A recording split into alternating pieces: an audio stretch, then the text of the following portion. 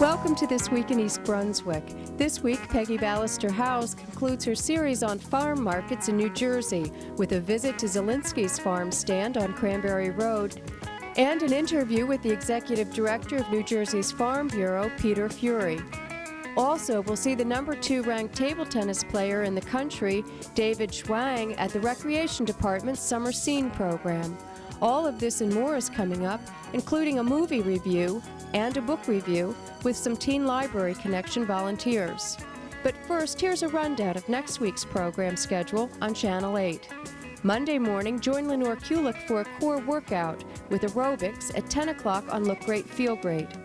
Preschoolers get to hear fun stories about food on Stories from the Library at 10:30. On Tuesday evening, watch EB18 at 7 o'clock. And on Sports Talk at 7:30, Brian Williams speaks with Fred Gruninger, Director of Athletics at Rutgers University. Wednesday's lineup includes For Art's Sake at 7:30. Dolly Vasta goes to Atlantic City to see the Roman statues. At 8 o'clock, master artist Adolf Conrad and his works are featured on the Arts. Thursday, join us again for another edition of This Week in East Brunswick at 7 and 8 o'clock, and Aging Aspects at 7:30. Hi, I'm Peggy Ballister-Howes. New Jersey vegetable farms are at the peak of their production at this time of year, and we are going to continue our series on visiting farm markets just to see how much wonderful produce comes from our New Jersey farms.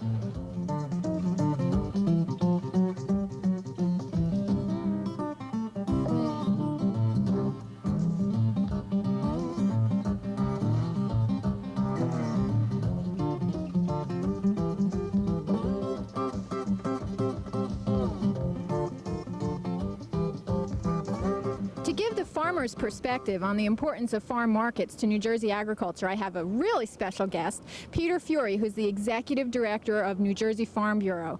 Pete, what exactly is Farm Bureau? Farm Bureau is the Farmers Association for farmers in New Jersey. We have 5,600 member families throughout the state, and we're headquartered in Trenton, and our primary mission is to represent farmers both in the legislature and with policy issues throughout the state. So you work directly with the farmers and represent them on legislative issues? Yes, we try to split our time equally working with the farmers so we know what they feel about particular issues, and the balance of the time is spent representing those views with people in positions of influence. How important is marketing to the farm community? We're finding that it is becoming the preeminent issue for all farmers in New Jersey. American food production system is a fabulous success story. We do a great job of producing food efficiently, all varieties and all locations of the country, especially in the Northeast. What we're finding, however, is that the profitability of producing those crops is lagging, and there's a lot of reasons for that in the food distribution system. But in New Jersey, we're focusing on marketing because we have some potential that other places don't have, and it's a natural for us to start looking at that particular issue. So farm markets take the crops directly from the fields and the growers and put them in the hands of the consumer. Is that an important aspect? Yes. Most of our farms in New Jersey now are in transition. We're moving away from what we call a wholesale market orientation, where in the old days farmers would produce as much as they could and bring it to terminal markets and so forth. Now we're more concentrated in direct marketing, leaving out the middleman and capturing a better share of the food price dollar for the farmer so that he can meet his expenses and make a little return and stay profitable for the future. So you're saying then that this could be a critical component to the survival of agriculture in New Jersey? Absolutely. We're in the midst of a 10-year planning process with Rutgers University, Department of Agriculture, and all the farmers in the state. And a recent workshop at Rutgers last April 1st, overregulation and marketing emerged very easily as the most critical concerns for farmers. So if you're a family and you come out with your kids and you spend a day at the farm market, you have a good time and also make a substantial contribution to the survival of agriculture and open space in New Jersey. Yes, that sounds a little corny, but it's absolutely true. Farms are for more than just looking at. They're visually very appealing in an urban, suburban state like New Jersey, especially in central New Jersey. but they're also a place of business. And the consumer, by walking into a farm market and purchasing the household produce and food at the farmer's market, actually making a small investment for the continuation of the farm and all the multiple benefits. And some of those benefits are obvious with the visual and aesthetic appeal of the farms, but it also has to do with economic diversity. We always want to keep food production close to the population centers, and by patronizing farm markets, you're taking a big step toward doing that.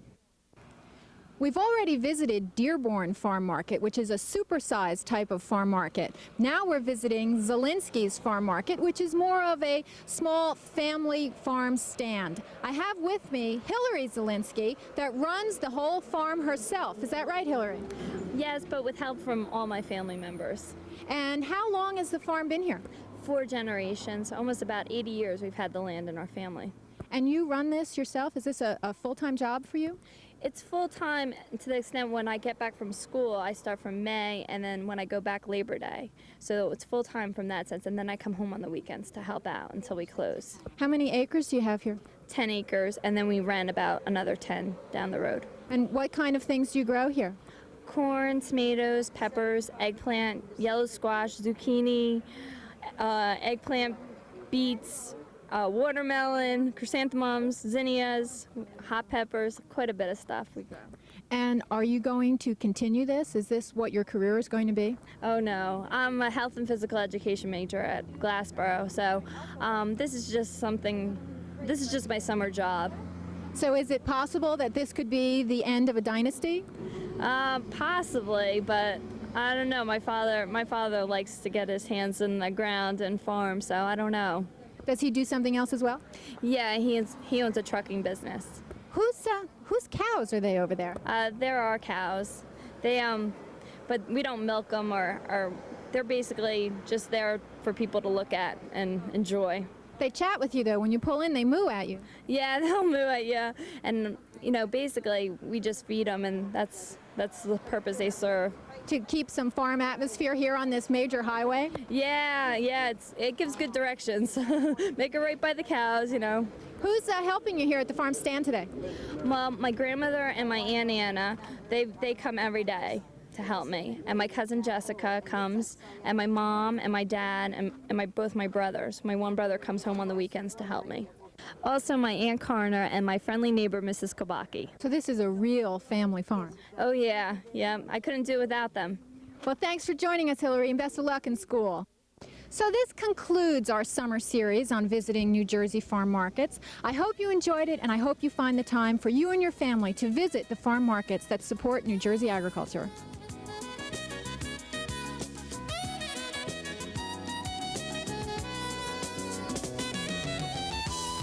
Hi, I'm Nicole, and this is my friend Katie, and we're here to tell you about the true story of the 3 little pigs. Hi, the story of the 3 little pigs was told many times by many different people, but never once were the facts told by Alexander T. Wolf, or otherwise known as the Big Bad Wolf. The poor wolf got stuck with the blame of purposely scaring and killing the first 2 little pigs. Now everyone seems to think the so-called Big Bad Wolf was a terrible character, but no one ever took the time to really find out all the facts. We think this is a spectacular book for young children because it sees the Big Bad Wolf as the good guy and the 3 little pigs as the bad guys. We enjoyed this book and we hope you will enjoy it too. You can pick up this book at your local East Brunswick library.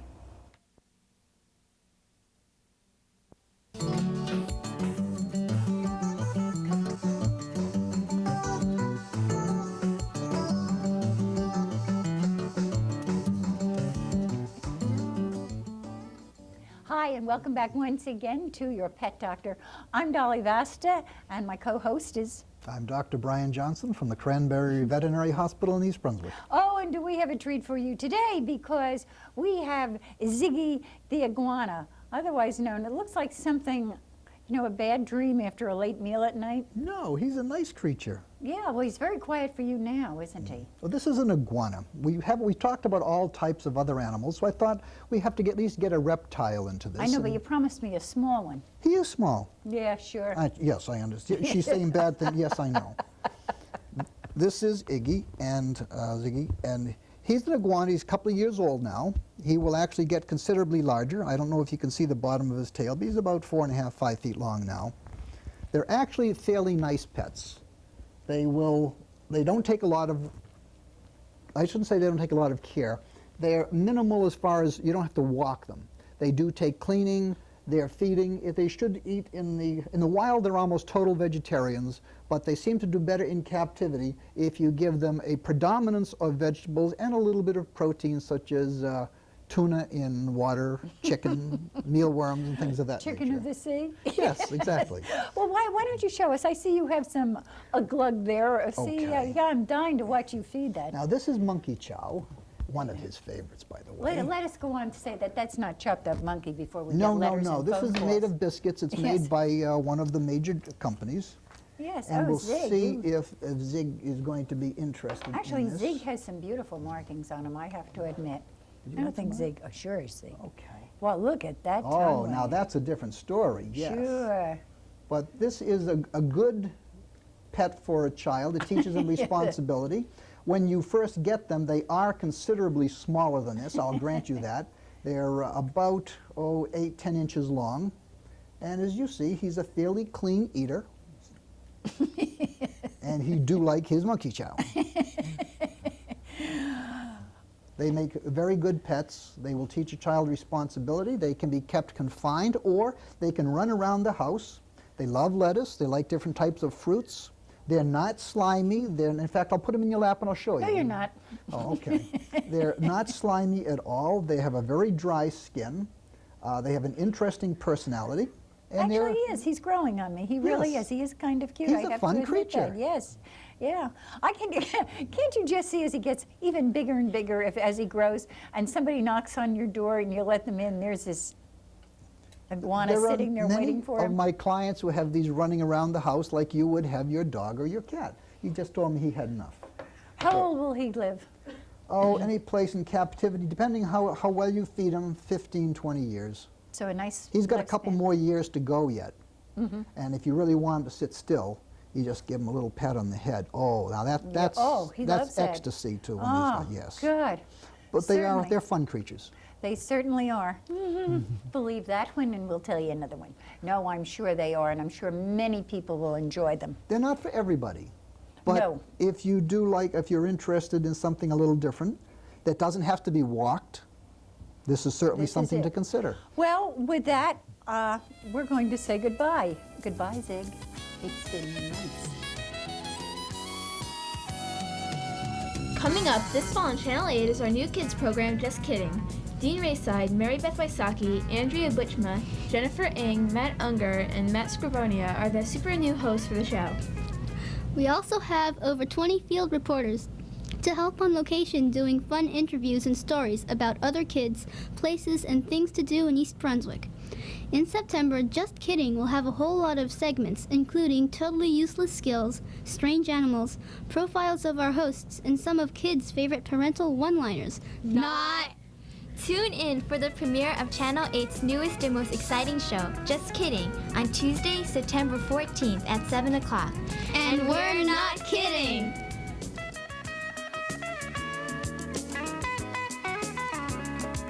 Hi, I'm Rachel. And I'm Kim. We watched the movie Toys rated PG-13 starring Robin Williams. The owner of a toy factory, Kenny Zevo, dies and gives it to his brother, General Zevo. General was turning the factory into an army. The owner's children tried to stop the general. One day, Les and his sister go to war with General Zevo. Watch Toys and find out who wins the war. We gave Toys 3 stars out of 4. We don't recommend this movie to children under 8 years of age because of violence. It has great scenery. We hope you watch it. You can find this film at the East Brunswick Public Library. Friday marked the end of the township's summer scene for the In-Between program.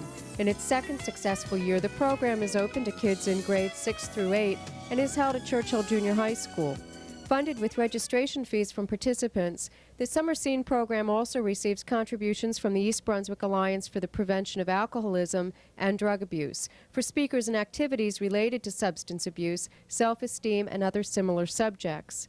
On their closing day, the kids were given an opportunity to ask East Brunswick Police Detective Jane Matarangelo some tough questions about rape, assault, theft, and substance abuse. Afterwards, 3 members of the New Jersey Table Tennis Club demonstrated their techniques for sending the ball back over the net. Coach Chris Lehman introduced Deepak Jain and David Schwang. Schwang is the number 2 ranked player in the country and just won the men's singles at the United States Olympic Festival. We asked site director Mary Ann Schultz to tell us about the Summer Scene program. Summer Scene is a 6-week program. We run from 8:30 in the morning till 12:30.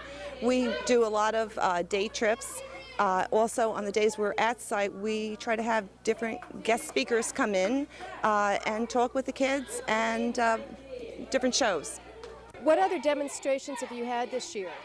We had photography. We had someone come in, Mr. Fred Steiger, and he showed the kids how to take pictures. We had the Harlem Wizards come and do basketball and talk about drug awareness also. What are the problems that you face keeping this age group entertained? We have to have many choices for them while they're here in the morning. If they don't like what they're doing, we have many other choices. We may have 6, 7 things going on at one time so that we can move them from one item to another to hold their interest. How popular is the program? It's very popular. We have 85 kids this year registered. This is our 2nd year. Marianne, you mentioned day trips. Where have you gone this year? This year so far we've gone to Dorney Park, Waterworks down in Seaside. We go bowling every Wednesday, roller skating, and we've gone to Sports Park USA. The kids seem to have a really good time. How do you keep them happy? By keeping them guessing on what we're doing next. Those who wanted to had a chance after the demonstration to learn how to improve their playing skills with quick tips from the club members.